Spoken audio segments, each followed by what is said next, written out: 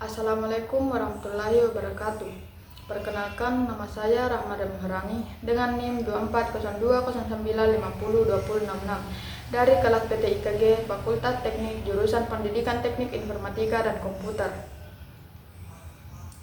Pada kesempatan ini, saya akan memenuhi tugas yang diberikan oleh Bapak Fadli Rahman Baso SPD MPD selaku dosen mata kuliah Sistem Operasi. Di video ini, saya akan menjelaskan tentang manajemen proses dalam sistem operasi.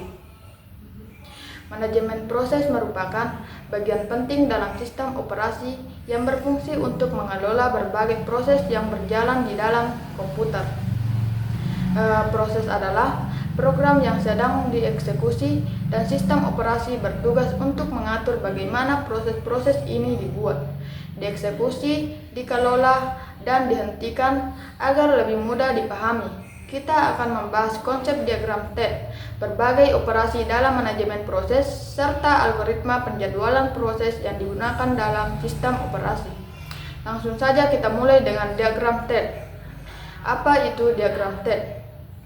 Diagram TED adalah diagram yang menggambarkan perubahan kondisi atau state suatu sistem, objek, atau proses berdasarkan kejadian tertentu. Diagram ini menunjukkan bagaimana suatu entitas berpindah dari satu kondisi ke kondisi lain berdasarkan aksi atau peristiwa yang terjadi. Contoh diagram TED dalam kehidupan sehari-hari. Misal, saklar lampu mati, lampu dalam kondisi tidak menyala. Kalau ditekan on, saat saklar ditekan, lampu menyala. Lampu menyala, lampu dalam kondisi menyala. Ditekan lagi off, jika saklar ditekan lagi, lampu kembali mati. Yang kedua yaitu handphone. Mati, HP dalam keadaan tidak menyala. Dinyalakan, HP mulai menyala dan masuk ke layar utama. Terkunci, HP menyala tetapi belum bisa digunakan tanpa membuka kunci. Dibuka, HP siap digunakan. Dimatikan, HP kembali ke kondisi mati. Diagram TED dalam sistem operasi. Dalam sistem operasi, setiap proses mengalami perubahan state yang mirip dengan contoh di atas. Berikut adalah state utama dalam sistem operasi. Pertama, new, proses baru dibuat tetapi belum dieksekusi. Yang kedua, ready, proses siap dieksekusi dan menunggu giliran di CPU. Yang ketiga, running, proses sedang dieksekusi oleh CPU. Yang keempat, waiting, proses menunggu sumber daya tertentu untuk dapat melanjutkan eksekusi. Yang kelima, terminate, proses selesai atau dihentikan. Diagram TED ini membantu sistem operasi mengelola berbagai proses agar berjalan dengan efisien dan tidak terjadi konflik dalam penggunaan sumber daya komputer. Materi kedua yaitu operasi dalam manajemen proses. Manajemen proses dalam sistem operasi mencakup beberapa operasi utama, yaitu pembuatan proses. Setiap kali pengguna membuka aplikasi atau menjalankan program, sistem operasi akan membuat proses baru.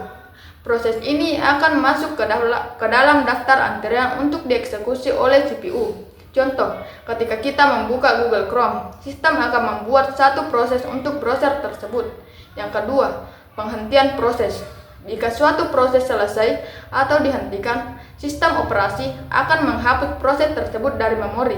Contoh, saat kita menutup aplikasi Microsoft Word, sistem akan menghapusnya dari daftar proses yang sedang berjalan. Yang ketiga, penjadwalan proses. Karena ada banyak proses yang berjalan bersamaan, sistem operasi harus menentukan proses mana yang akan dijalankan lebih dulu. CPU scheduler bertugas memilih proses yang akan dieksekusi berdasarkan algoritma tertentu. Yang keempat, komunikasi antar proses. Beberapa proses di komputer seringkali harus bertukar informasi agar bisa bekerja sama. IPC memungkinkan proses-proses ini untuk berbagai data tanpa mengalami konflik.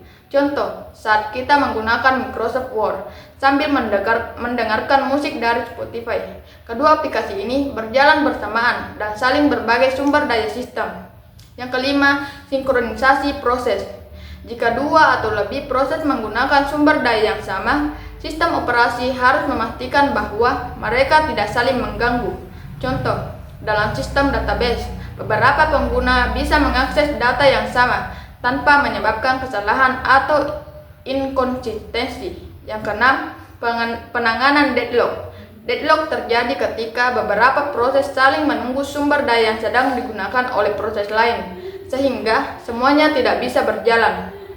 Sistem operasi harus bisa mendeteksi dan mengatasi deadlock dengan berbagai teknik seperti pencegahan, pendeteksian, dan pemulihan. Contoh, dua aplikasi yang membutuhkan akses ke printer, tetapi masing-masing menunggu giliran tanpa ada yang bisa lanjut, menyebabkan kebuntuan atau deadlock. Selanjutnya, materi ketiga yaitu algoritma dalam manajemen proses. Sistem operasi menggunakan berbagai algoritma penjadwalan untuk menentukan urutan eksekusi proses. Berikut beberapa algoritma yang umum digunakan. Yang pertama, first come first serve. Proses yang datang lebih dulu akan dieksekusi lebih dulu. Contoh, seperti antrian di kasir supermarket. Yang kedua, shortest job next atau shortest job first. Proses dengan durasi eksekusi paling pendek akan dijalankan lebih dulu. Tujuannya untuk mengurangi waktu tunggu total. Yang ketiga, round robin. Setiap proses mendapat jatah waktu eksekusi dalam interval tertentu secara bergiliran. Cocok untuk sistem multitasking. Yang keempat, priority scheduling. Proses dengan prioritas lebih tinggi akan dieksekusi lebih dulu dibanding proses lainnya. Contoh, pasien gawat darurat harus ditangani lebih dulu di rumah sakit. Yang kelima, multi-level queue scheduling. Proses dibagi dalam beberapa antrian berdasarkan jenis dan prioritasnya. Contoh, sistem operasi bisa membedakan antara proses sistem dan proses pengguna. Yang keenam yaitu multi-level feedback queue. Mirip dengan multi-level queue, tetapi proses bisa berpindah antrian berdasarkan kinerjanya, memberikan fleksibilitas yang lebih baik dibandingkan multi-level queue biasa. Dari pembahasan tadi, kita bisa menyimpulkan bahwa manajemen proses dalam sistem operasi mengatur siklus hidup proses, mulai dari pembuatan, eksekusi, hingga penghentian dengan tujuan mengoptimalkan kinerja sistem. Diagram state menggambarkan perubahan kondisi suatu proses berdasarkan aksi tertentu, seperti dalam saklar lampu atau handphone. Operasi manajemen proses mencakup penjadwalan, komunikasi antar proses, sinkronisasi, dan penanganan deadlock untuk memastikan kelancaran eksekusi program. Berbagai algoritma penjadwalan seperti first come first serve, shortest job next atau shortest job first, round robin, dan lainnya digunakan untuk mengatur eksekusi proses secara efisien sesuai kebutuhan sistem.